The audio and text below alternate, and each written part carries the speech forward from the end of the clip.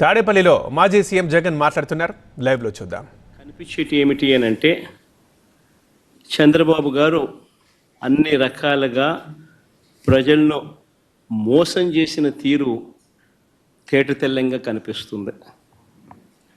ఎన్నికలకు ముందేమో బాబు షూరిటీ, భవిష్యత్ గ్యారంటీ. ఎన్నికలు అయిపోయిన తర్వాత మాత్రం బాబు షూరిటీ, మోసం గ్యారంటీ అన్న పద్ధతిలోనే ఆయన పాలన సాగుతూ ఉంది.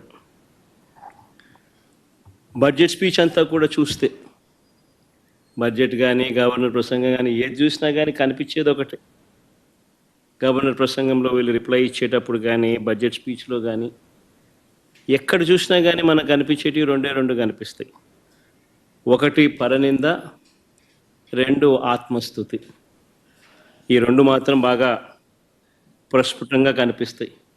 రెండో బడ్జెట్ ప్రవేశపెడతా ఉన్నప్పటికీ కూడా ఈ రోజుకి కూడా వాళ్ళ నోట్లో నుంచి వచ్చే మాటలు జగనట్ట, జగనిట్ట, జగనట్ట, జగనట్ట, ఆ పాలన, ఈ పాలన, ఇవే మాటలే వస్తాయి. కానీ ఎన్నికలప్పుడు వాళ్ళు ఇచ్చిన మాటల విషయం ఏమిటి, ఎన్నికలప్పుడు వాళ్ళు ఇచ్చిన హామీల విషయానికి ఏమిటి, వాటికి సంబంధించి ఏం చెప్తున్నారు, ఆ సూపర్ 6, ఆ సూపర్ 7 విషయాలు ఏమిటి, ఆ మేనిఫెస్టోలో మీరు 143 హామీలను ఇచ్చారు, ఆ 143 హామీల పరిస్థితి ఏమిటి అని చెప్పి అడిగితే మాత్రం వాళ్ళ నోట్లలో నుంచి ఏ ఒక్కరి నోట్ల నుంచి కూడా సమాధానాలు కూడా సరిగ్గా రావు. ఏది చెప్పినా అబద్ధం, ఏది చెప్పినా మోసం. ఎన్నికలప్పుడేమో సూపర్ 6 అన్నారు, సూపర్ 7 అన్నారు. ఏకంగా ఒక మేనిఫెస్టో రిలీజ్ చేశారు. ఆయన దత్తపుత్రుడు ఇద్దరు కలిసి రకరకాల పద్ధతుల్లో పోజులు ఇస్తూ జగన్ చెప్పిన దానికన్నా ఎక్కువ చేస్తున్నాము అని చెబుతూ ఇంటింటికి బాండ్లు కూడా ఇచ్చారు. బాండ్లతో పాటు కరపత్రాలు కూడా ప్రచురించారు. ఇవన్నీ కూడా ప్రతి ఇంటికి కూడా పంచడం జరిగింది. అధికారంలోకి వచ్చిన తర్వాత రెండో బడ్జెట్ ఈరోజు ప్రవేశపెట్టారు. మొదటి ఏడాది అయితే టోటల్గా కేటాయింపులు చూస్తేనే అరకొర. అది కూడా బడ్జెట్ వరకే. ఇచ్చింది ఎంత అని చూస్తే ఒక పెద్ద బోర్డు సున్నా కనిపిస్తుంది. ఇది చంద్రబాబు నాయుడు గారి బడ్జెట్ ప్రజెంటేషన్. ఇక రెండో ఏడాది బడ్జెట్ కూడా ఇంచుమించు అదే పోలికలే కనిపిస్తూ ఉన్నాయి. ఈ సూపర్ 6, ఈ సూపర్ 7 గురించి మాట్లాడదాం. మొట్టమొదటిగా, ఎందుకంటే ప్రధానమైన హామీలు కదా ఇవన్నీ. ఈ ప్రధానమైన హామీలకు పరిస్థితి ఏమిటి అని చెప్పి చూస్తే, మొదటిది యువతకు సంబంధించిన, ఉద్యోగాలకు సంబంధించిన చంద్రబాబు నాయుడు గారు చెప్పిన హామీ. తను చెప్పినాడు, సూపర్ 6 అన్నాడు, సూపర్ 7 అన్నాడు, నిరుద్యోగులందరికీ కూడా 3,000 రూపాయలు నిరుద్యోగ భృతి అన్నాడు. చంద్రబాబు నాయుడు ఇచ్చిన హామీ 20 లక్షల ఉద్యోగాలు వచ్చేదాకా 3,000 రూపాయలు నిరుద్యోగ భృతి అని చెప్పి చెప్పుకొచ్చాడు. ఆశ్చర్యం ఏమిటి అంటే, గత ఏడాది బడ్జెట్లో చూస్తే, గత ఏడాది బడ్జెట్లో కూడా ఆ నిరుద్యోగ భృతి 20 లక్షల మందికి ఇంటూ 3,000 రూపాయలు అంటే దాదాపుగా 7,200 కోట్లు. దీనికి సంబంధించిన ప్రస్తావన అసలు పెట్టలేదు. నేరేడు సంవత్సరం. ఈ సంవత్సరం బడ్జెట్లో ఏమైనా పెట్టాడానంటే అది లేదు. పరిస్థితి గమనిస్తే రాష్ట్ర అసెంబ్లీలో గవర్నర్ గారి చేత ఇచ్చే స్పీచ్లో ఏకంగా గవర్నర్ గారి ప్రసంగానికి సంబంధించిన వర్షన్ తెలుగు కాపీస్ అన్నీ కూడా ప్రతి శాసనసభ్యుడికి, కౌన్సిల్ సభ్యులందరికీ కూడా బుక్స్ కూడా పంపిణీ చేసి, మళ్ళా అర్థం కాదేమో ప్రజలకు అని చెప్పి వాళ్ళు ఇచ్చిన దాంట్లో చూస్తే 4 లక్షల ఉద్యోగాలు ఈ పాటికే ఇచ్చేసాము. ఆల్రెడీ 4 లక్షల ఉద్యోగాలు ఈ 9 నెలల కాలంలోనే, 4 లక్షల ఉద్యోగాలు ఈ 9-10 నెలల కాలంలోనే 4 లక్షల ఉద్యోగాలు ఆల్రెడీ ఇచ్చేసాము అని చెప్పి ఏకంగా బుక్కుల ద్వారా ప్రింట్ కొట్టి మరీ సర్క్యులేట్ చేశారు. ఒకసారి చూపించండి అమ్మా ఒకసారి. ఇది గవర్నర్ గారి ప్రసంగానికి సంబంధించిన కాపీ బుక్కు. ఇందులో ఆయన అన్న మాటలు: మా ప్రయత్నాలు ఇప్పటికే ఫలితాలను ఇస్తున్నాయనే విషయాన్ని పంచుకోవడానికి నేను గర్విస్తున్నాను. భారీ పెట్టుబడుల కోసం Google, Arcelor Mittal, Tata power, Greenko group, BPCL, TCS వంటి అనేక అంతర్జాతీయ దిగ్గజాలను ఆకర్షిస్తున్నాం.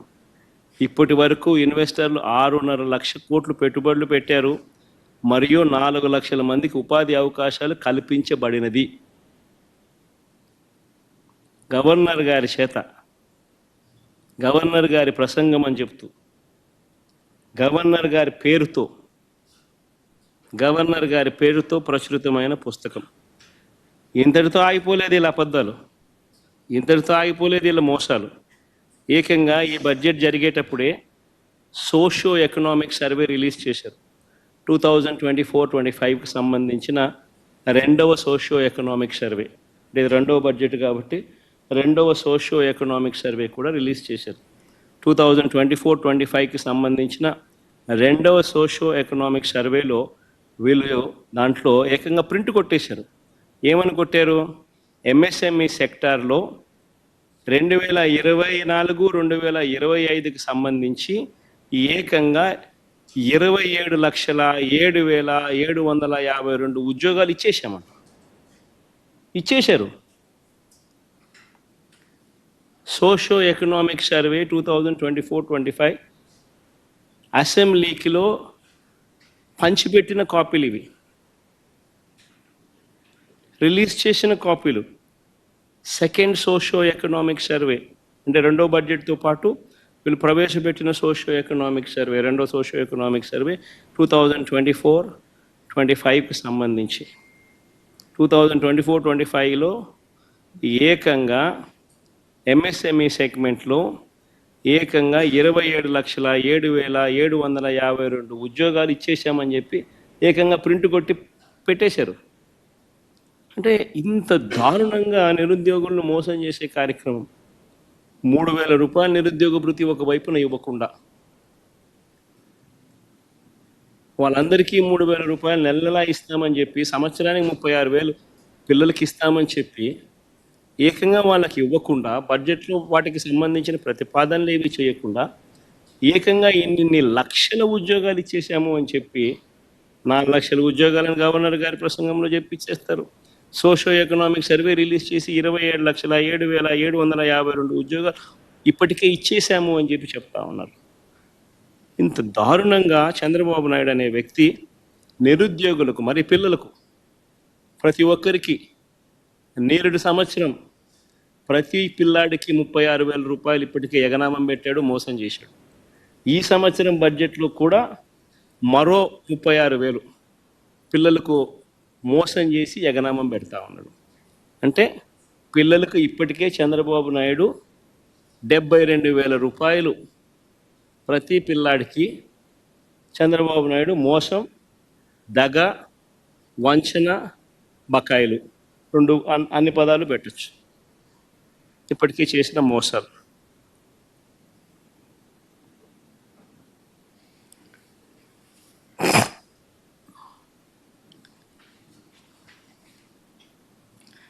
ఈరోజు పరిస్థితి ఏమిటి అని చెప్పి చూస్తే నిరుద్యోగ వృత్తి లేదు, అటు ఉద్యోగము లేదు.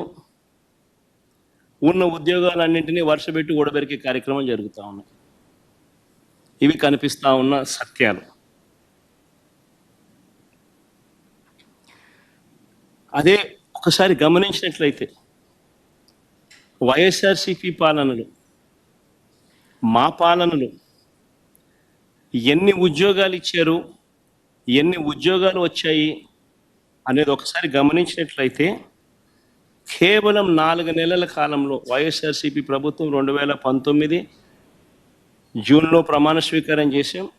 అక్టోబర్ కల్లా, గాంధీ జయంతి కల్లా ఏకంగా 130,000 ఉద్యోగాలు గ్రామ, వార్డు సచివాలయాలలో మన పిల్లలు పనిచేస్తూ కనిపించేట్టుగా చేశాం. 4 నెలల కాలంలోనే ఏకంగా మరో 2,66,000 వాలంటీర్ల ఉద్యోగాలు అక్టోబర్ 2 గాంధీ జయంతి నాటికి, అంటే మా ప్రభుత్వం ఏర్పడిన 4 నెలల కాలంలోనే రిక్రూట్ చేశాం. ఎవరు కాదనలేని సత్యాలు ఇవన్నీ.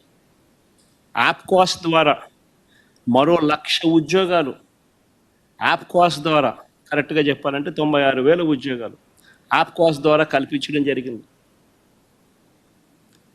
యాప్కాస్లో పే స్లిప్పులతో సహా చెప్పగలుగుతాం ఎవరికి ఉద్యోగాలు ఇస్తున్నామని. నేను చెప్పిన ప్రతి నెంబరు కూడా పే స్లిప్స్తో సహా, ఆధార్ కార్డ్ నెంబర్తో సహా చెప్పగలుగుతాం.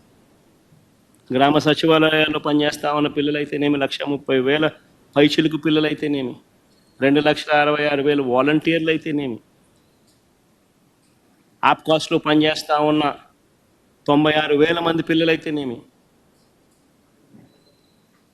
ఆర్టీసీ విలీనం ద్వారా 58,000 మంది ఆర్టీసీ ఎంప్లాయీస్కి రెగ్యులరైజ్ చేస్తూ వాళ్ళందరికీ తోడుగా ఉండే కార్యక్రమం అయితేనేమి,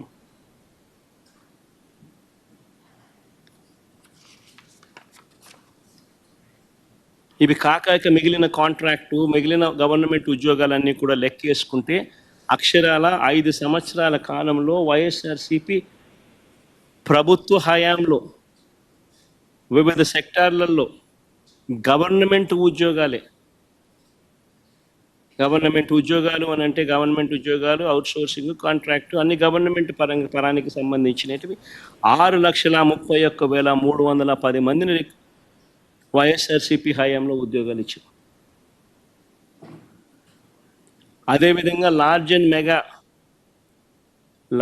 మెగా సెక్టార్లో వీళ్ళు ఇచ్చిన సోషో ఎకనామిక్ సర్వే రిపోర్ట్లు మొట్టమొదట బడ్జెట్ ప్రవేశపెట్టేటప్పుడు, ఇది మా సోషో ఎకనామిక్ సర్వే రిపోర్ట్ కాదు, వీళ్ళ గవర్నమెంట్ వచ్చిన తర్వాత వీళ్ళ మొట్టమొదటి బడ్జెట్తో పాటు 2023-24 సంబంధించి వీళ్ళు ప్రవేశపెట్టిన సోషో ఎకనామిక్ సర్వే, మేము చేసినది కాదు సోషో ఎకనామిక్ సర్వే, వీళ్ళు ప్రవేశపెట్టిన సోషో ఎకనామిక్ సర్వే. వీళ్ళ ప్రకారమే లార్జ్ అండ్ మెగా ఇండస్ట్రీస్లో 102,000 ఉద్యోగాలు ఇవ్వడం జరిగింది. ఎంఎస్ఎంఈ సెక్టార్లో ఈ వైఎస్ఆర్సిపి హయాంలో 2019 నుంచి 2024 మధ్యలో ఏకంగా 32,79,970 ఉద్యోగాలు ఇచ్చారు. 32,79,770 ఉద్యోగాలు ఎంఎస్ఎంఈ సెక్టార్లో ఆ 5 సంవత్సరాల్లో ఇవ్వడం జరిగింది. మొత్తంగా వైఎస్ఆర్సిపి 5 సంవత్సరాల పాలనలో అటు గవర్నమెంట్ ఉద్యోగాలు అయితేనేమి, లార్జ్ అండ్ మెగా ఇండస్ట్రీస్లో అయితేనేమి, ఎంఎస్ఎంఈ సెక్టార్స్లో అయితేనేమి, మొత్తానికి ఆ 5 సంవత్సరాలలో 40 లక్షల పైచిలకు ఉద్యోగాలు ఇచ్చినట్టుగా ఆధార్ కార్డ్ నెంబర్లతో సహా చెప్పగలిగే పరిస్థితిలో ఉంది. సోషో ఎకనామిక్ సర్వేలో నేను చూపించే సోషో ఎకనామిక్ సర్వే మా ప్రభుత్వంలో మేము చేసినది కాదు. చంద్రబాబు నాయుడు అధికారంలోకి వచ్చినాక తాను మొట్టమొదటి బడ్జెట్ ప్రవేశపెట్టేటప్పుడు తాను రిలీజ్ చేసిన సోషో ఎకనామిక్ సర్వే, తన హయాంలో రిలీజ్ చేసిన సోషో ఎకనామిక్ సర్వే.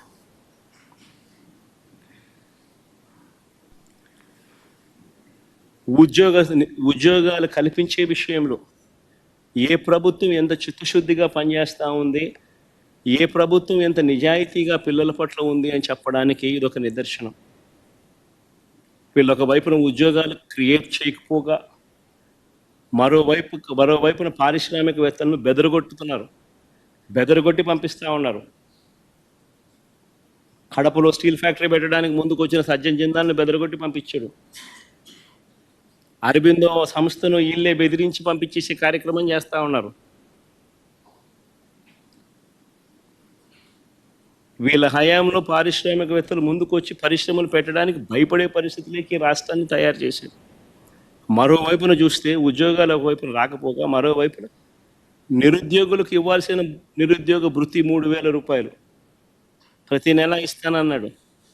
ప్రతి నిరుద్యోగికి ఈరోజు ఈ 2 బడ్జెట్ల పుణ్యాన ఏకంగా నేరుడు సంవత్సరం 36,000 రూపాయలు, ఈ సంవత్సరం మరో 36,000 రూపాయలు, 72,000 రూపాయలు ప్రతి నిరుద్యోగికి బాకీ పడ్డాడు. ఎగరగొట్టాడు, ఎగనామం పెట్టాడు. ఇంకొక హామీ చూద్దాం. ఎన్నికల వేళ ఈ పెద్ద మనిషి చంద్రబాబు నాయుడు అన్న ఇంకొక హామీ, 18 సంవత్సరాల నుంచి 59 సంవత్సరాల మధ్యలో ఉన్న ప్రతి మహిళకు 18 to 60 లోపు ఉన్న ప్రతి మహిళకు 18 సంవత్సరాల నుంచి 60 ఏళ్ళ దాకా ప్రతి మహిళకు నెలకు 1,500 రూపాయలు, అంటే సంవత్సరానికి 18,000 ఇస్తానన్నాడు. ప్రతి ఇంటికి నీకు 18,000, నీకు 18,000, నీకు 18,000 అని చెప్పాడు. ఇంటికి వెళ్ళి ప్రచారం చేస్తూ ఆడబిడ్డ నిధి అని చెప్పి ఒక పేరు కూడా, బ్రహ్మాండమైన పేరు కూడా పెట్టాడు. నేను అడుగుతా ఉన్నాను, ఇప్పుడు ఓటర్ లిస్ట్ మన కళ్ళ ఎదుటే ఉంది. మొన్ననే ఓటింగ్ అయిపోయింది. 2,07,00,000 మంది మహిళా ఓటర్లు ఓటు వేశారు అని చెప్పి మన కళ్ళ ఎదుటే కనిపిస్తూ ఉంది. ఆధార్ కార్డ్ నెంబర్లతో సహా డీటెయిల్స్ అన్నీ మన కళ్ళ ఎదుటే కనిపిస్తూ ఉన్నాయి. ఓటర్ లిస్టులు ఎలాగో ఉన్నాయి. వీళ్ళంతా 18 సంవత్సరాలు నిండిన వయసు వాళ్ళే, అందుకనే వీళ్ళంతా ఓటర్లు అయ్యారు. మరి 2,07,00,000 మంది ఓటర్లలో 60 ఏళ్ళు పైచిలకు నిండిన వాళ్ళను తీసేస్తే 1,80,00,000 మంది మిగులుతారు దాదాపుగా. మరి 1,80,00,000 మందికి సంవత్సరానికి 18,000 రూపాయలు చొప్పున కేటాయింపులు చేస్తే 32,400 కోట్ల రూపాయలు కేటాయింపులు చేయాలి. నేరుడు బడ్జెట్లో కేటాయింపులు 0.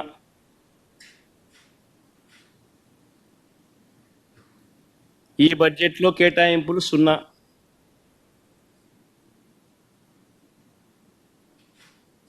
అంటే ప్రతి మహిళకు చంద్రబాబు నాయుడు పుణ్యాన ఈ 2 బడ్జెట్లతో కలిపితే నేడు సంవత్సరం 18,000 రూపాయలు ఎగనామం ప్రతి మహిళకు, ఈ సంవత్సరం మరో 18,000 రూపాయలు ప్రతి మహిళకు ఎగనామం. ప్రతి మహిళకు చంద్రబాబు నాయుడు 36,000 బాకీ ఉన్నాడు.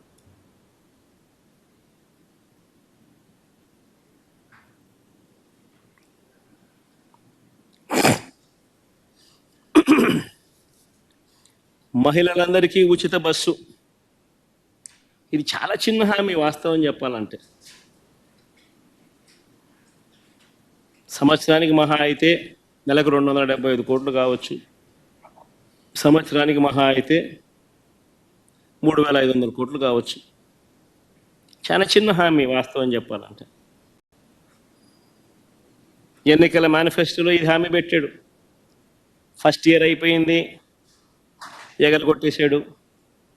మళ్ళీ 2వ సంవత్సరం, మళ్ళీ ఈ సంవత్సరం బడ్జెట్లో చూస్తామా అంటే కనిపించడం లేదు. ఈ సంవత్సరము ఎగనామే. మా రాయలసీమలో ఉన్న మహిళలందరూ ఎదురు చూస్తున్నారు. విశాఖపట్నం పోయి రావచ్చు కదా, పోయి చూసి రావచ్చు కదా, బాగుంటుంది కదా అని చెప్పి. కర్నూలు, విజయనగరము, శ్రీకాకుళము, ప్రకాశము, అనంతపురం, నెల్లూరు, వీళ్ళంతా మహిళలు ఎదురు చూస్తున్నారు. విజయవాడ, గుంటూరుకు పొద్దున పోయి సాయంత్రం రావచ్చు కదా, చూసి రావచ్చు కదా, అమరావతి కడుతున్నాడు కదా, ఎలా ఉందో చూసి రావచ్చు కదా అని చెప్పి. ఉచిత బస్సు పెడితే ఉచితంగా ప్రయాణం చేసి రావచ్చు కదా, ఎక్కడికి పడితే అక్కడికి పోవచ్చు కదా, విహారయాత్రలకు పోవచ్చు కదా, చూసి రావచ్చు కదా, విశాఖపట్నం దగ్గర నుంచి, విజయవాడ దగ్గర నుంచి, గుంటూరు దగ్గర నుంచి అందరూ చూసి రావచ్చు కదా అని చెప్పి అందరూ ఎదురు చూస్తూ ఉన్నారు. కానీ ఈ పెద్ద మనిషి ఏమో ఇటువంటి చిన్న హామీని కూడా నెరవేర్చడంలో మాత్రం ఈ చంద్రబాబు నాయుడు అనే వ్యక్తి తన నైజాన్ని చూపిస్తూ ఉన్నాడు. నేడు సంవత్సరం 3,500 కోట్లు ఇదే మహిళలకు బకాయిలు ఎగరగొట్టాడు, ఎగనామం పెట్టాడు. మళ్ళీ ఈ సంవత్సరం మరో 3,500 కోట్లు. అంటే మహిళలకు ఫ్రీ బస్సు పుణ్యం, ఫ్రీ బస్సు రూపేణా మరో 7,000 కోట్ల రూపాయలు చంద్రబాబు నాయుడు బాకీ పడ్డాడు, ఎగరగొట్టాడు. ఇంకొక హామీకి పోదాం. నేను అన్ని ముఖ్యమైన హామీల గురించి మాత్రమే మాట్లాడుతూ ఉన్నా. చిన్న హామీలు, పెద్ద పెద్దవి గురించి మాత్రమే మాట్లాడుతూ ఉన్నా. చాలా ఉన్నాయి. సూపర్ 6 టు సూపర్ 7 టచ్ చేస్తున్న ప్రస్తుతానికి. స్కూలుకు వెళ్ళే ప్రతి విద్యార్థికి ఏడాదికి 15,000 ఇస్తామన్నాడు. 2 పిల్లలుంటే 30,000 అన్నాడు. ముగ్గురుంటే 45,000 అన్నాడు. కాదు నలుగురుంటే 60,000 ఇస్తానన్నాడు. ఎంతమంది పిల్లలుంటే అంతమందికి ఇస్తాను అని ఎన్నికలప్పుడు చెప్పాడు, మేనిఫెస్టోలో పెట్టాడు, తల్లికి వందనం అని చెప్పి ఒక మంచి పేరు కూడా పెట్టాడు. చంద్రబాబు నాయుడు ముఖ్యమంత్రి అయిన తర్వాత మొట్టమొదటి బడ్జెట్ ప్రవేశపెట్టాడు. అందులో 5,386 కోట్లు కేటాయింపులు చేశాడు. నేను అడుగుతా ఉన్నా, మొదటి బడ్జెట్లో తాను కేటాయింపు చేసిన 5,386 కోట్ల రూపాయలు అదుగో మీకు అన్న ఎదుటే చూపిస్తా ఉన్నా.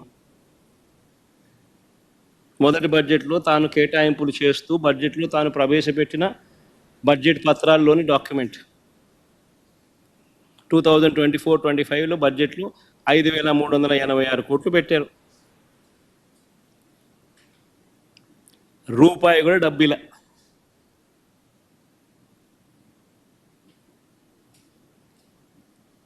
ఇదే పెద్ద మంది చంద్రబాబు నాయుడు మళ్ళీ చిత్తశుద్ధి ఎలాగూ లేదు కాబట్టి